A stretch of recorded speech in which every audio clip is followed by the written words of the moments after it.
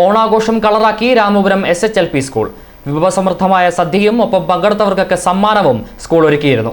പൂക്കളമിട്ടും ഓണസദ്യയും ഒരുക്കിയും മാത്രമല്ല Ramapuram SHLP school ഇത്തവണ ഓണം ആഘോഷിച്ചത്. കുട്ടികൾക്കും മാതാപിതാക്കൾക്കുമായി ഒട്ടനവധി ഓണക്കളികളും മത്സരങ്ങളും ഒക്കെ നടത്തി വ്യത്യസ്തമാവുകയാണ് രാമപുരം SHLP സ്കൂൾ. കുട്ടികളും മുതിർന്നവരും ഒരേ മനസ്സോടെ ഓണം ആഘോഷിച്ചു. കസരകളിയിലും ബോൾ പാസിംഗിലും വടംവലിയിലുമൊക്കെ കുട്ടികൾക്ക് വേറിട്ട അനുഭവമായി. മാതാപിതാക്കൾക്കാവട്ടെ ഒരുമിച്ച് കൂടുവാനും കുട്ടികൾക്കൊപ്പം മത്സരത്തിൽ പങ്കെടുക്കുവാനും സാധിച്ചതിലുള്ള സന്തോഷവും പങ്കിട്ടു. PTA-യുടെയും സ്കൂൾ മാനേജ്മെന്റിന്റെയും നേതൃത്വത്തിലാണ് ഓണാഘോഷങ്ങൾ നടന്നത്.